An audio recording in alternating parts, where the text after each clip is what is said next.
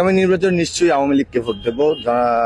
দেশরত্ন শেখ হাসিনার নেতৃত্বে বাংলাদেশ সুসংগঠিত ছিল, একটা ভালো পথে ছিল, এগিয়ে যেতে ছিল বাংলাদেশ।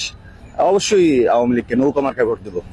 নৌকা মার্কাকে ভোট দিবেন কেন? তার আসলে কি কারণটা দিবেন? আমরা তো জানি যে এই 24-এর আন্দোলনে আপনার আওয়ামী লীগ সরকার দেশদ্রোহিতা করেছে, তাই না? ফ্যাসিস্ট সরকার নামে পরিচিত। তো আপনি তাকে কেন চাচ্ছেন? আমি চাচ্ছি দেশের সার্বিক অগ্রযাত্রার জন্য। দেশের মানুষ ভালো ছিল। এটা হচ্ছে একটা দলের কাছে আওয়ামী লীগ ফ্যাসিস্ট। আসলে আওয়ামী লীগ ফ্যাসিস্ট নাকি এটা সাধারণ মানুষের কাছে আপনি সরজমিনে এখন জিজ্ঞেস করেন, আপনি জানতে পারবেন, আপনি বুঝতে পারবেন যে মানুষের মনের ভাষাটা কি, আসলে মানুষ কি বলতে চায়। মানুষ শুধু বলতে পারতেছে না, হয়তোবা আগামী বেশ কিছুদিন লাগবে না মানুষের বলতে, মানুষ বলা শুরু করবে যে মানে মানুষ কতটা ভালো ছিল আগে, দ্রব্যমূল্য থেকে শুরু করে জীবনযাত্রার মান, আপনার তারপরে রাস্তাঘাট বলেন, উন্নয়ন বলেন। যেমন আমি দক্ষিণাঞ্চলের ছেলে, আমার আগে পটুয়াখালী যেতে আমার সময় লাগতো প্রায় 8-9 ঘন্টা। এখন আমার পদ্মা সেতু হয়েছে, আমি 4 ঘন্টা 5 ঘন্টায় আমি পটুয়াখালী যেতে পারি। জীবনযাত্রার মান যে বাড়ছে মানুষের, এটা বোঝা যায়। এখন আপনি সহজেই চাইলে মিরপুর থেকে উত্তরা আপনি 10 থেকে 15 মিনিট বা আধা ঘন্টায়, সর্বোচ্চ আধা ঘন্টার ভিতরে আপনি পৌঁছে যেতে পারেন। তো এটা তো আসলে সম্ভব হয়েছে একমাত্র দেশরত্ন শেখ হাসিনার জন্য। তার যে মেধা, তার যে প্রজ্ঞা, তার যে মানুষের জন্য করার জন্য যে তার চিন্তা চেতনা, সেটা থেকে আসলে এই জন্য দেশরত্ন শেখ হাসিনাকে মানুষ হয়তোবা বলতে পারতেছে না যে একটা কি করে ফেলাইছে, এখন মানুষ বলতে পারতেছে না। কিন্তু হয়তোবা আগামী কিছুদিন পরে হয়তোবা সাধারণ মানুষ বলতে পারবে যে আসলে তারা শেখ হাসিনার কাছেই ভালো ছিল, শেখ হাসিনার কাছেই বাংলাদেশ ভালো ছিল। চক্ষু তো আকাশ আর পাতাল। কোথায় আপনার আওয়ামী লীগের মানে শাসনামল, আর কোথায় আপনার এই অন্তর্বর্তীকালীন সরকার? বিশৃঙ্খলা, একদম নিরাপত্তা নেই। আপনি ঘর থেকে বেরোচ্ছেন, আপনার কোনো নিরাপত্তা নেই, যে কোনো সময় আপনার যে কোনো কিছু হয়ে যেতে পারে, আপনি যেখানেই যান। আমি নিজেই আগে ধরেন, আমি রাস্তায় এমনও সময় গেছে, আমি ফজর আজান দেশে মানে কাজের কারণে হয়তোবা ফজর আজান দিয়েছি, আমি তখনও বাসায় ঢুকছি। এবং রাস্তাঘাটে কখনো কোথাও আমার চোখের সামনে কখনো খারাপ কিছু হয়নি, বা নিরাপত্তা তেমনই ছিল।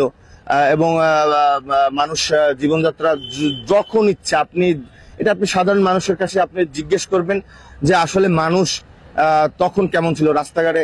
আমার নিজের কাছে কয়েকজন মানে দিনমজুর বলা, বা যে ভাই আগে কাজ করে বাসায় যাইতাম, যে কোনো সময় যাইতাম, কোনো ছিল না, মানে নিরাপত্তা নিয়ে কোনো চিন্তা ছিল না। কিন্তু এখন রাত 10টা-11টা হইলেই আমাদের বাড়ি যেতে হলে, মানে কাজ করে বাড়ি যেতে হলে আমাদের নির্বিঘ্নে আমরা বাড়ি যেতে পারি না। আমাদের চিন্তা থাকে যে আমরা কিভাবে বাড়ি যাবো, আমার একটা দুর্ঘটনা ঘটে যেতে পারে।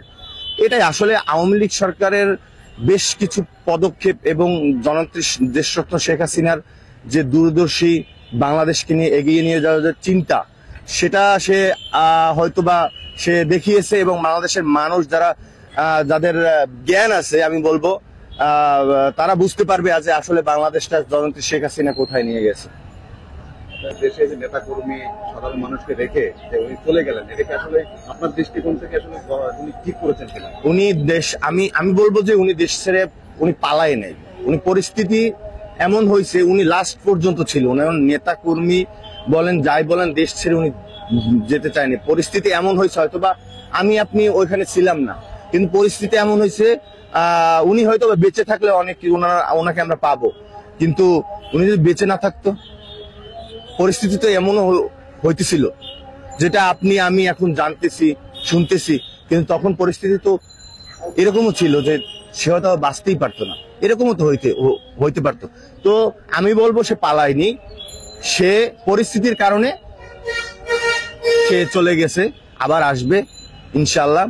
এই বাংলার মাটিতে জননেত্রী শেখ হাসিনা আবার আসবে, সাধারণ মানুষের কাছে আবার আসবে। তিনি এই বাংলাদেশের শেখ হাসিনা, তার বাংলাদেশ। কি মনে হয় আগামী নির্বাচন আওয়ামী লীগ নির্বাচন অংশগ্রহণ করবে, এরকম কিছু মনে হয়? অবশ্যই অংশগ্রহণ করবে, অবশ্যই অংশগ্রহণ করা উচিত। আর আওয়ামী লীগ একটি গণতান্ত্রিক দল, বৃহৎ দল। আওয়ামী লীগ চাইলেই আপনি নিশ্চিহ্ন করে দিতে পারবেন না। আওয়ামী লীগ চাইলেই আপনি আওয়ামী লীগ ব্যতীত আপনি নির্বাচন করতে পারবেন না। এটা সাধারণ মানুষ মেনে নিতে পারবে না এটা। কারণ আওয়ামী লীগের অংশগ্রহণই একটা স্বতঃস্ফূর্ত একটা সুন্দর নির্বাচন হবে। আসলে দলীয় সিদ্ধান্ত এবং জননেত্রী শেখ হাসিনা কিংবা আওয়ামী লীগ যেরকম সিদ্ধান্ত নেবে ওইরকম আমাদের এগিয়ে যেতে হবে বা চলতে হবে, যেটাই হোক আর কি। সেটা জননেত্রী শেখ হাসিনার আর কি, দেশরত্ন শেখ হাসিনার সিদ্ধান্ত। এটা পরিস্থিতি এই করবে। ছাত্রলীগ একটা বৃহৎ সংগঠন, ছাত্রদের একটা বৃহৎ সংগঠন, লড়াই সংগ্রাম আন্দোলনে ছাত্রলীগের অগ্রণী ভূমিকা আছে। প্রত্যেকটা দেশের বৃহৎ বৃহৎ বৃহৎ যে আপনার আন্দোলন হয়েছে, বৃহৎ বৃহৎ যে সংগ্রাম হয়েছে, যে কোনো যেটাই বলেন আপনি, প্রত্যেকটা লড়াই সংগ্রামে ছাত্রলীগের অগ্রণী ভূমিকা ছিল। তো আপনি ছাত্রলীগকে নিষিদ্ধ করবেন, এটা তো মুষ্টিমেয় লোক এটা করতেছে, এটা তো আসলে ছাত্রলীগকে দাবায় রাখতে পারবে না। ছাত্রলীগ বৃহৎ সংগঠন, এটা ছাত্রলীগকে দাবায় রাখা সম্ভব না। ছাত্রলীগের মতোই আবার আছে, নিষিদ্ধ করে ছাত্রলীগকে কিছুই করতে পারবে না। ছাত্রলীগ তাদের যে শক্তিশালী যে আছে সবকিছু পূর্ণরূপে তারা আবার রাজপথে, অবশ্যই তারা আবার রাজপথে আবার তাদের লড়াই সংগ্রাম আন্দোলন চালাই যাবে।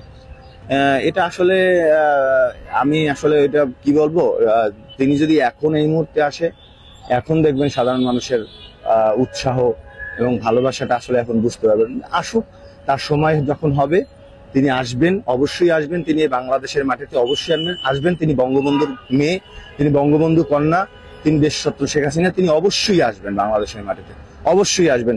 এবং যখনই তিনি আসবেন, সেটা আজ হোক, আগামীকাল হোক, কিংবা 1 মাস পরে হোক, বা যতদিন পরেই হোক, তিনি যখনই আসবেন সাধারণ মানুষ তাকে সাদরে গ্রহণ করবেন।